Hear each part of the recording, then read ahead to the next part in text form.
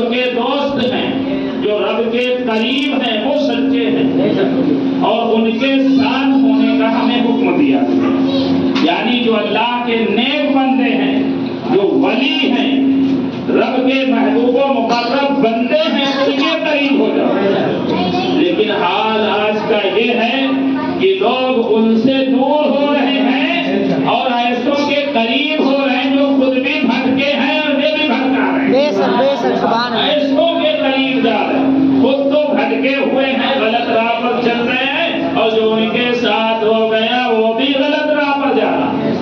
تو ضرورت کیا ہے؟ ان کے راستے پر ہم چلیں، ان کے قریب ہو جائیں جو خود صحیح راستے پر ہے، اور ہمیں بھی صحیح راستے پر چلائیں۔ بے شک سبحان اللہ۔ ہر کوئی جو ہے چاہتا ہے کہ ہم اس راستے پر چلیں جو راستہ منزل مقصود تک پہنچا، اس پر نہ چلیں گے کہ جو منزل تک جاتا ہی نہ ہو۔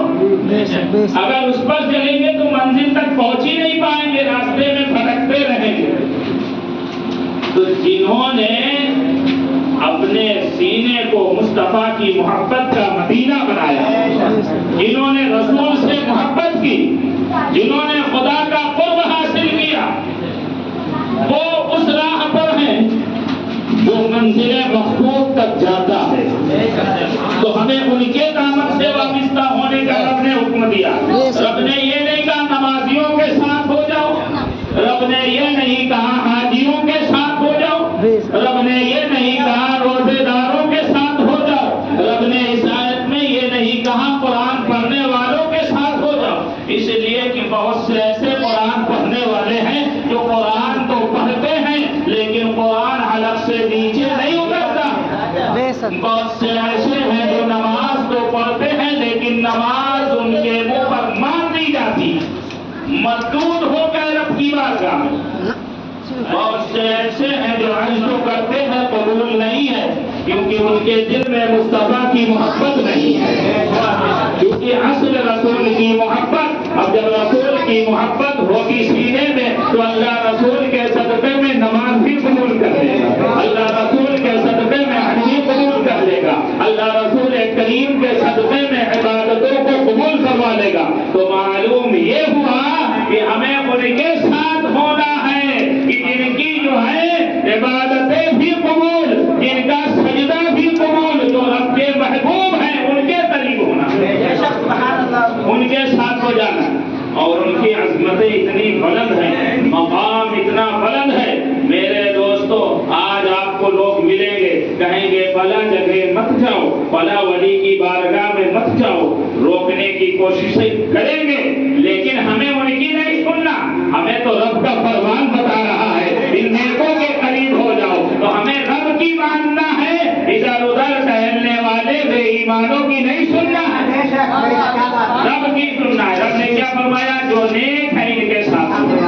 اب آؤ دیکھو اللہ کے جو نیک بندے ہوتے ہیں ان کا مقام کتنا بلند ہوتا ہے، ان کی عظمتیں کتنی بلند ہوتی ہیں، ہمارے درمیان ہوتے ہیں ہم انہیں نہیں سمجھ پاتے، ہمارے ساتھ اٹھتے بیٹھتے ہیں ان کے رتبے کو نہیں سمجھ پاتے۔ اللہ کے جو نیک بندے ہوا کرتے ہیں، اور ایک واقعہ آپ کے سامنے رکھتا ہوا چلوں، محفل اور موقع کے اعتبار سے میں نے جو آیت پڑھی اسی کی روشنی میں دیکھو جو اللہ کا نیک بندہ ہوتا ہے اس کی عظمتیں کتنی بلند ہوتی ہے، اس کا مقام کتنا بلند ہوتا ہے، وہ جو ہے دنیا کی کوئی فکر نہیں کرتا ہے، وہ اس مقام پر فائز ہوتا ہے، بظاہر اس کے ہاتھ خالی نظر آتے ہیں لیکن اس کی ٹھوکروں میں خزانے ہوا کرتے ہیں۔ اگر وہ کسی بات کے لیے رب کی بارگاہ میں ہاتھ اٹھا کر کے دعا کر دیں تو رب ان کی دعا قبول فرما لیتا ہے، ان کی دعاؤں کو قبول فرما لیتا ہے۔ اسی لیے ہم اللہ کے نیک بندوں کی بارگاہ میں جایا کرتے ہیں، اللہ کے ولیوں کی بارگاہ میں جاتے ہیں، ہم گنہگار ہیں، ہماری دعا قبول ہو نہ ہو لیکن ان کی چوکھٹ پہ چلو یہ دعا کر دیں گے تو رب قبول فرما لے گا۔ اللہ کے نیک بندے ہیں، یہاں سے مرادیں پوری ہوں گی، حاجتیں پوری ہوں گی۔ ایک واقعہ میں نے سرکار غریب نواز کا اکثر عرض کیا ہے کہ آپ دیکھیں بعض لوگ آج مل جاتے ہیں کہ کہاں جا رہے ہیں، آپ نے کہا جا رہے ہیں اجمیر شریف، کہاں اجمیر شریف کس لیے جا رہے ہو؟ غریب نواز کے وہاں کیا ملتا ہے، وہاں کیا فائدہ ہے؟ تو ایسے ہی ایک شخص تھا وہ جو ہے ہر سال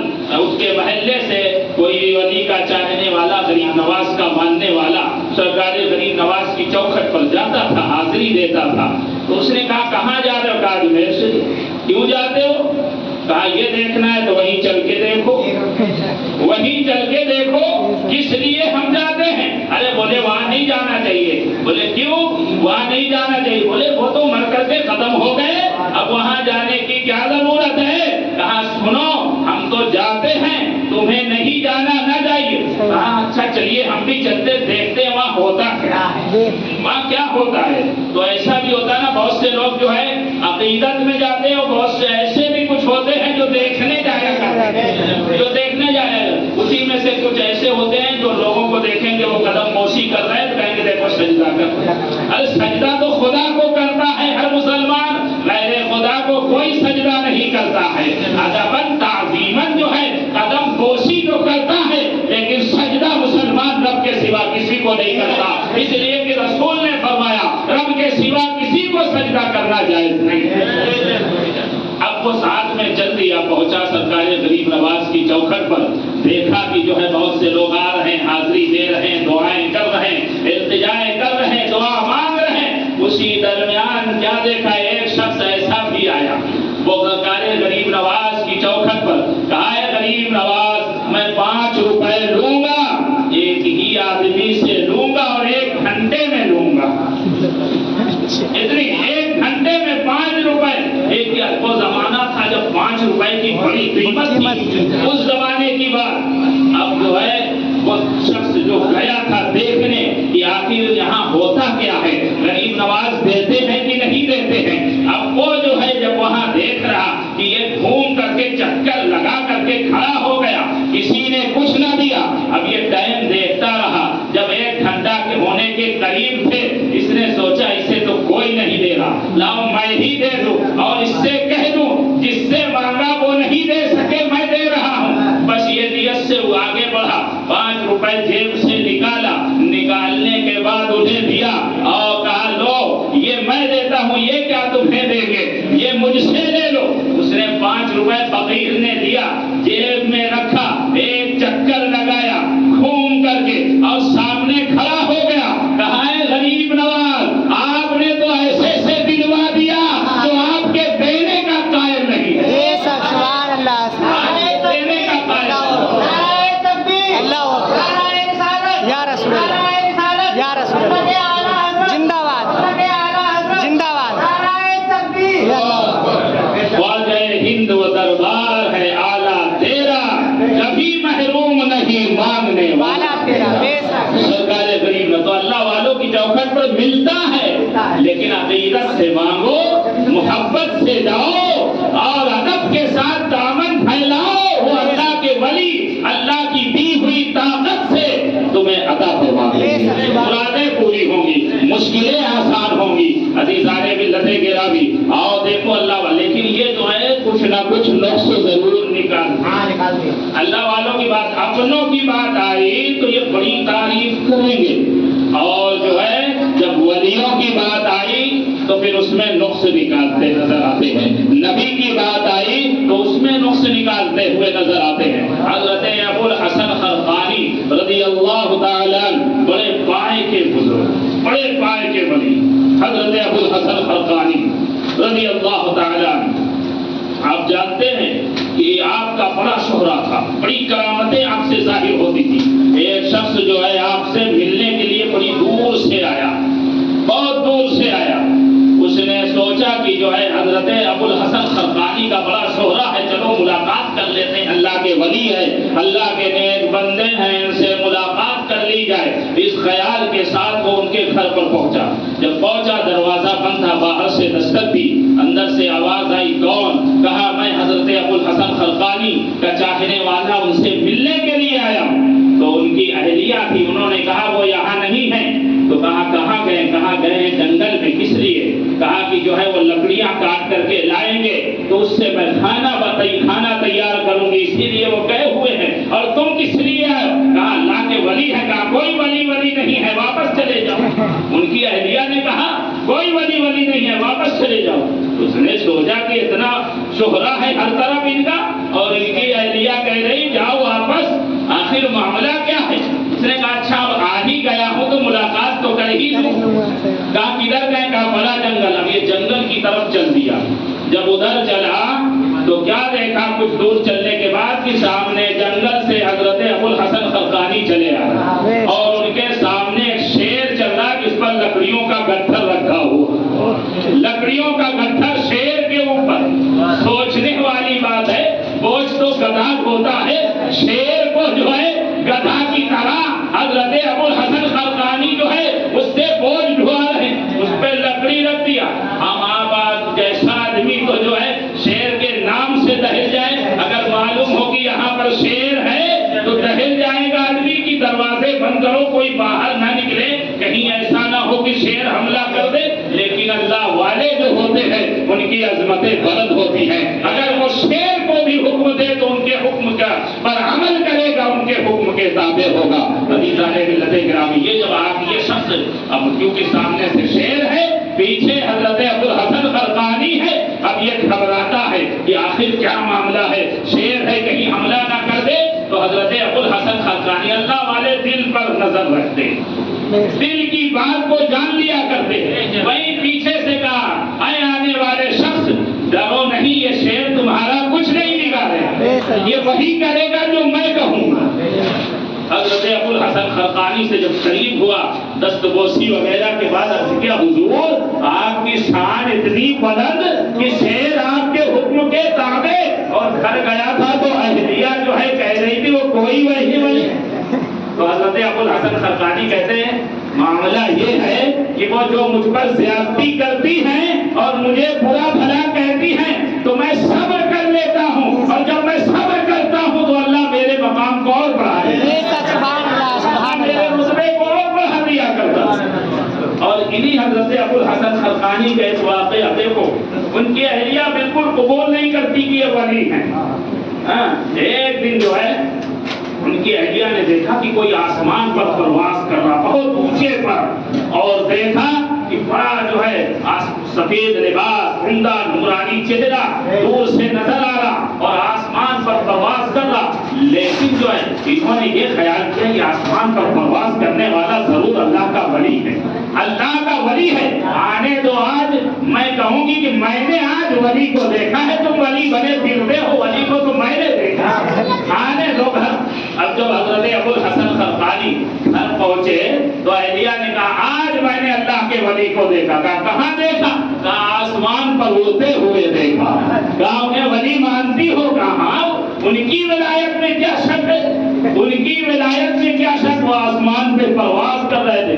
کئی مرتبہ آپ نے کہلوا لیا کہ ولی مانتی ہوں نے؟ کہا بے شک وہ اللہ کے ولی ہے، وہ آسمان پہ پرواز کر رہے تھے، میں انہیں ولی مانتی ہوں۔ اتنا سننا تھا۔ حضرت ابو الحسن خرقانی کہتے اللہ کی بندی، وہ پرواز کرنے والا کوئی اور نہیں، میں ہی تھا جو میں ہی پرواز کر رہا تھا۔ اللہ اکبر، یا رسول اللہ، زندہ باد، زندہ باد، زندہ باد، زندہ باد، اللہ اکبر، یا رسول اللہ۔ بیوی نے جب اتنا سنا تو کہا اسی لیے تو ٹیڑھے ہو رہے تھے، پہلے جب ان کی بات رہی تھی تو ولی، اور جب ان کی بات آئی تو لطف۔ اسی طرح کو جیسے لوگ ملیں گے، جب ان کے مولوی کی بات آئے تو بڑی تعریف، اور جب غوث اعظم کی بات آئی تو لطف نکالیں گے، غریب نواز کی بات آئی تو عیب نکالیں گے، اعلیٰ حضرت کی بات آئے تو عیب نکالتے ہوئے نظر آئیں گے۔ تو میرے دوستو معلوم یہ ہوا ہم جس سے محبت کرتے ہیں وہ اللہ کے ولی ہیں اور اللہ کے نیک بندے ہیں، ہم ان کی تعریف کرتے ہیں، اور جس سے ان کو محبت ہے یہ ان کی تعریف۔ سبحان اللہ، سبحان اللہ، سبحان اللہ اکبر، یا رسول اللہ، یا رسول اللہ، زندہ باد، اعلیٰ حضرت، اعلیٰ حضرت۔ تو اللہ والے جو ہوتے ہیں ان کا مقام بلند ہوتا ہے، ہم ان کی عظمتوں کو نہیں سمجھ پاتے، ہمارے درمیان چلتے پھرتے اٹھتے بیٹھتے ہوتے۔ ایک واقعہ لطائف اشرفیہ کے اندر حضرت مخدوم اشرف جہانگیر سمنانی رضی اللہ تعالیٰ، لطائف اشرفیہ، اس کے اندر ایک واقعہ لکھا تھا۔ اللہ کے ایک ولی بہت محبوب مقرب بندے، اور کام کیا کرتے تھے؟ مزدوری کا، مزدوروں کے ساتھ میں کام کیا کرتے تھے۔ اور اسی درمیان جو ہے ان کے انتقال کا وصال کا وقت قریب آ گیا۔ تمام اپنے ساتھیوں کو جمع کیا اور کہا سنو میں تمہارے ساتھ رہتا ہوں، اور سب نے دیکھا کہ یہ چولہا ہے، اس پر روٹیاں پکائی جاتی ہے، ہم نے پکائی ہیں روٹیاں، یہ توا ہے، لکڑیاں جلا کر کے جب روٹی پکائی ہے تو توا کالا پڑ گیا ہے، اس کو کبھی میں نے مانجا نہیں ہے، اس کی کالی کو صاف نہیں کیا ہے، تو سنو جب میرا انتقال ہو جائے تو مجھے جو ہے قبرستان جب لے جانا تو میرے چہرے میں یہ کالک مت دینا، کیونکہ میرا چہرہ اس قابل نہیں کہ رب کو دکھا سکوں، لہذا میرے چہرے پہ کالک مت دینا، اور سنو مجھے جو ہے کندھوں پر اٹھا کر کے مت لے جانا، مجھے جو ہے گھسیٹتے ہوئے قبرستان لے جانا، میں اس قابل نہیں کہ مسلمانوں کے کندھے پر مجھے اٹھایا جائے۔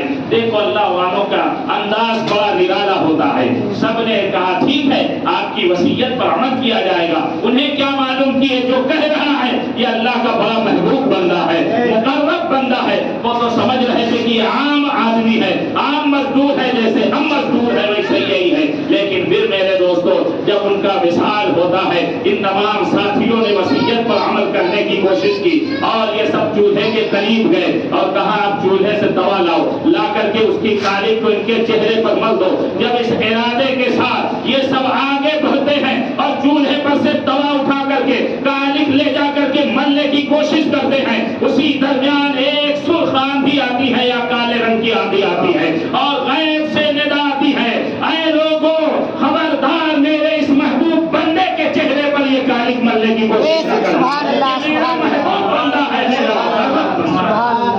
اللہ کا جو ولی ہوتا ہے اسے پہچاننا اتنا آسان نہیں ہوتا ہے میرے دوستو۔ تو دیکھو اللہ والوں کی شانیں بڑی بلند ہوا کرتی ہیں، ان کے عظمتیں ہم خوش نصیب ہیں کہ اللہ والوں کے دامن سے وابستہ ہیں، ان کے دامن سے وابستہ ہیں، یہ اللہ والے جو ہیں یہاں بھی کرم فرماتے ہیں اور انشاءاللہ میدان محشر میں بھی کرم فرمائیں گے، ہم گنہگاروں کو بخشوائیں گے، رب کی بارگاہ میں سفارش کریں گے، تو اس لیے ہم ان کی یاد مناتے ہیں، ان کا ذکر کرتے ہیں، تذکرہ کیا کرتے ہیں۔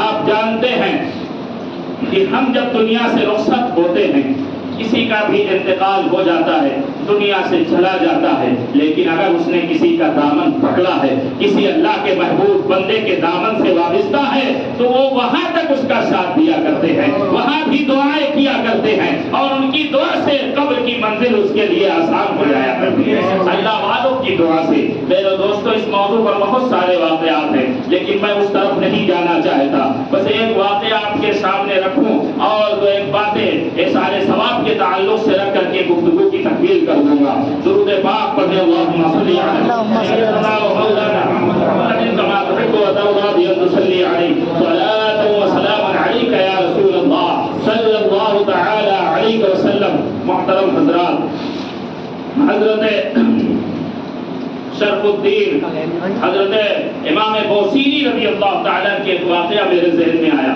دیکھو اللہ والوں کی شان دیکھو، عظمتیں دیکھو، یہاں ہم رسول کی محفل سجائے ہوئے ہیں، رسول کریم کا ذکر کر رہے ہیں، اور جہاں نبی کا تذکرہ ہوتا ہے رسول کریم کی محفل سجتی ہے، نبی کا ذکر ہوتا ہے، اللہ والوں کا تذکرہ ہوتا ہے، اگر رسول کرم فرمائیں چاہے تو وہاں تشریف لے جاتے ہیں، اللہ کے نیک بندے اللہ کے فرشتے وہاں پر پہنچا کرتے ہیں۔ تو میرے دوستو اس وقت حضرت امام بوصیری کا ایک واقعہ دیکھیں کہ حضرت امام بوصیری بڑے پائے کے بزرگ ہیں اور آپ کے جب وصال کا وقت قریب آتا ہے، ایک وقت روایت ملتی ہے کہ آپ کو فالج کا اثر ہو گیا، فالج کا اثر ہو گیا تھا اور فالج کے اثر سے یہ معاملہ تھا کہ آپ چل پھر نہیں سکتے، بیٹھے رہا کرتے تھے، اور آپ جو ہے شاعر بھی تھے، بہت سارے اشعار آپ نے نبی کی شان میں لکھے تھے۔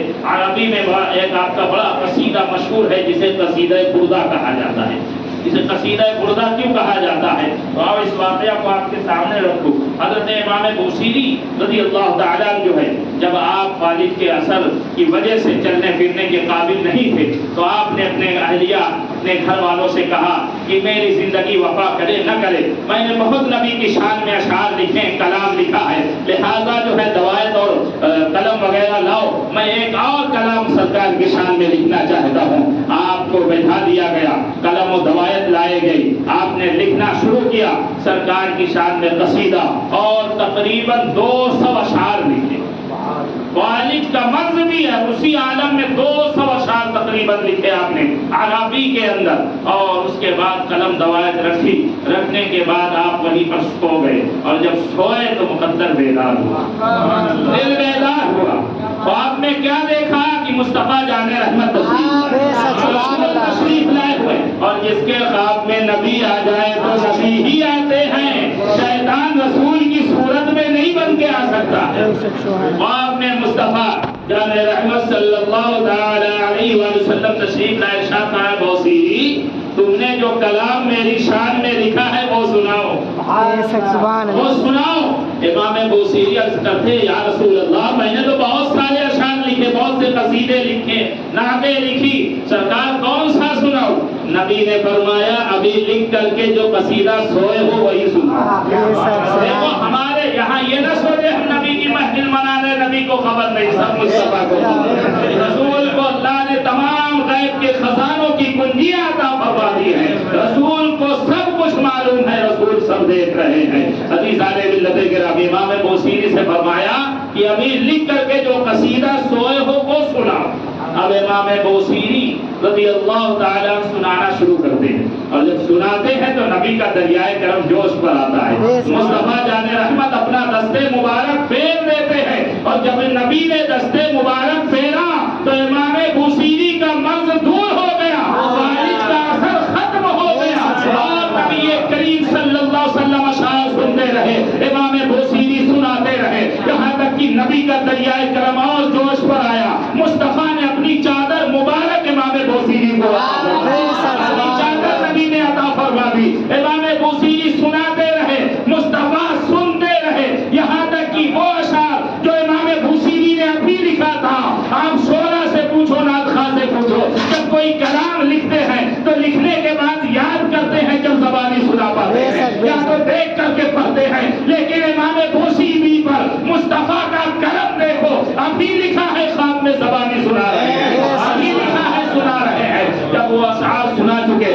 مصطفیٰ جان رحمت نے چادر عطا فرمائی، اور اس کے بعد رسول کریم واپس تشریف لے گئے، امام بوسیری خواب سے بیدار ہو گئے، خواب سے بیدار، اور خواب سے بیدار ہونے کے بعد کیا دیکھا؟ پورا کمرہ خوشبو سے مہک، پورا کمرہ، ارے نبی جدھر سے گزر جائیں گلیاں مہک جاتی تھی، اور خوشبو سے صحابہ نبی کو تلاش کر لیا کرتے تھے۔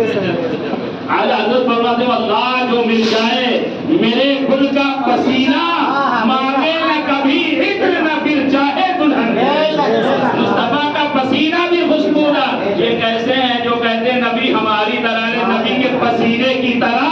جب کسی کا پسینہ نہ ہو سکا تو مصطفیٰ کی طرح کیسے ہے؟ سبحان اللہ، سبحان اللہ۔ ہمارا پسینہ بدبودار، نبی کا پسینہ خوشبودار، اور صحابیہ لگا لیتی تو نسل در نسل مہک جایا کرتی، ایسا پسینہ۔ تو میرے دوستو، حضرت امام بوسیری اب مصطفیٰ کے کرم پر ابھی غور و فکر کر رہے تھے کہ نبی نے کرم فرمایا، ابھی مصطفیٰ جان رحمت صلی اللہ تعالی وسلم نے اشعار بھی سنے ہیں، اور خواب میں جو چادر عطا فرمائی وہ بھی موجود ہے۔ ہم آپ خواب دیکھتے ہیں، بہت سی چیزیں حاصل کر لی، خواب ٹوٹا سب ختم، لیکن نبی نے جو خواب میں عطا فرما دیا وہ موجود۔ امام بوسیری کے پاس وہ چادر، اور ابھی جو اسی عالم میں تھے کہ کسی نے باہر سے دستک دی، دروازہ کھٹکھٹایا، امام بوسیری کا اب تو مرض ختم ہو چکا، پہلے چل پھر نہیں سکتے تھے، اب خود اڑ کر کے اور دروازہ کھولنے کے لیے گئے، سارا مرض دور ہو گیا ہے، مصطفیٰ کا دستے مبارک جو لگ گیا ہے، سارا مرض دور ہو گیا۔ اب دروازہ جیسے ہی کھولا تو کیا دیکھا کہ ان کے علاقے کے ایک مجذوب بزرگ کھڑے تھے، ایک اللہ کے ولی دروازے پر کھڑے، اے بوسیری وہ کلام مجھے بھی سناؤ، اے بوسیری وہ کلام مجھے بھی سناؤ۔ امام بوسیری نے کہا کون سا کلام؟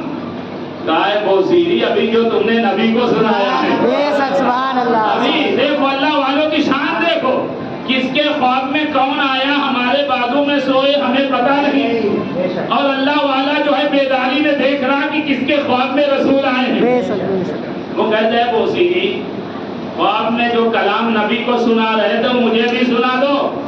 कहा आपको कैसे काम है? सुनो, तुम तो ख्वाब में नबी को देख रहे थे, मैं बेदारी में देख रहा था।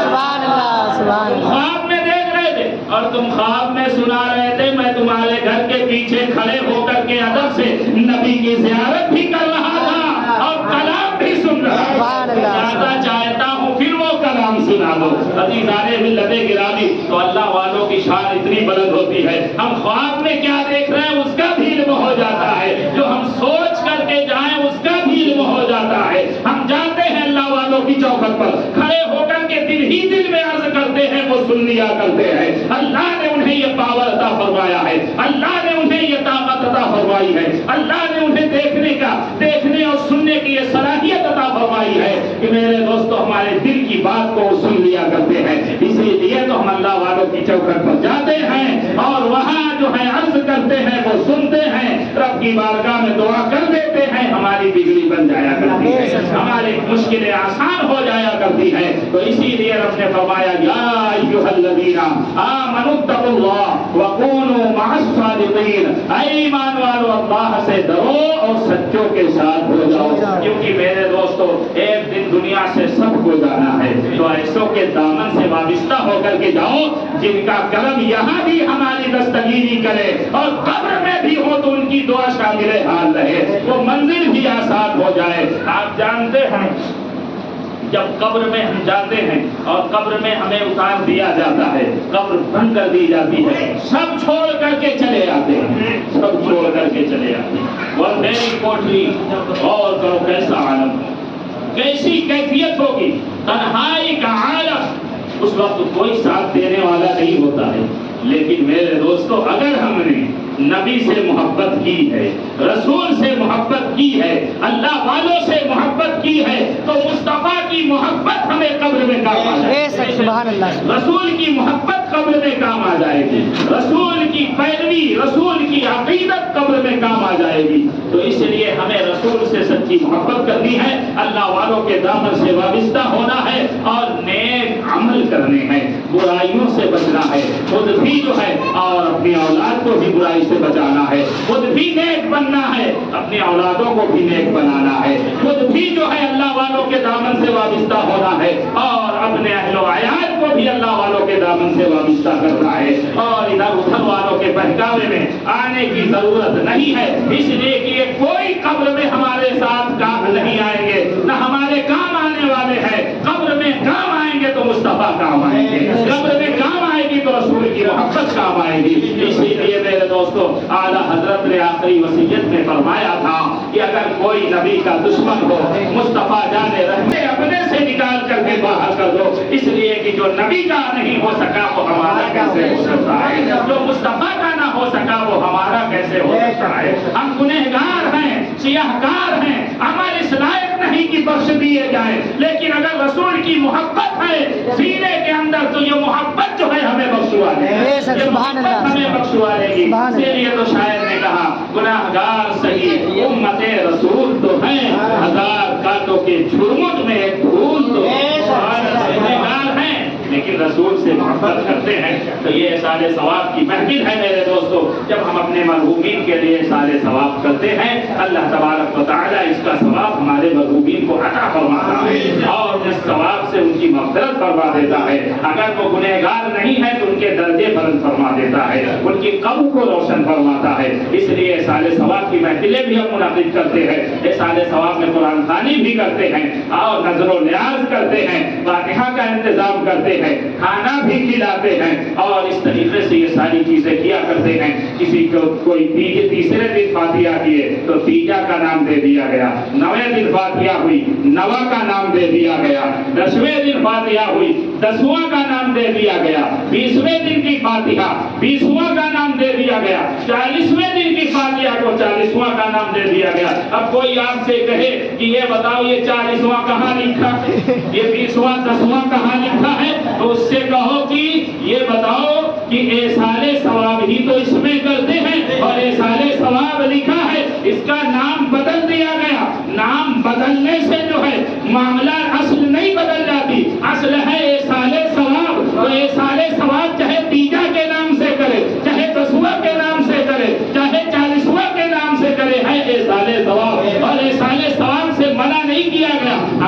روکا گیا تو تم دلیل لے کر کے آؤ کہ نبی نے روکا، اللہ نے روکا کہ یہ سارے ثواب نہ کرو۔ نبی نے تو خود کیا ہے، تو رسول نے حکم بھی دیا ہے، صحابہ نے بھی کیا ہے، اللہ والوں نے بھی کیا ہے، ہم ان کے راستے پر ہیں تو ہم کرتے ہیں، اور جو صحابہ کے راستے پر نہیں، اولیاء کے راستے پر نہیں، وہ روک دیتے ہیں، وہ نہیں کرتے ہیں۔ تو ہمیں تو اپنے مرحومین کو فائدہ پہنچانا ہے، ہمیں کسی سے کیا مطلب ہے جنہوں نے ہمارے لیے جو ہے بڑی محنتیں کی، ہمیں پروان چڑھایا، پرورش کی، بڑا کیا، پڑھایا لکھایا، اس قابل بنایا کہ سماج میں جو ہے ہم بات کرنے کے لائق ہو گئے، ہمیں تعلیم یافتہ بنایا، ہمیں زندگی گزارنے کا ڈھنگ بتایا، وہیں جب قبر میں چلے گئے تو کیا ہم ان کے لیے پڑھ کر کے نہ بخشیں گے؟ کیا ان کے لیے سارے ثواب نہ کریں گے؟ جنہوں نے اپنی ساری زندگی ہمارے لیے لگا دی ہے تو وہ قبر میں جائیں گے تو ہم بھی ان کے لیے سارے ثواب کر کے ان کی روح کو خوش کر دیں گے،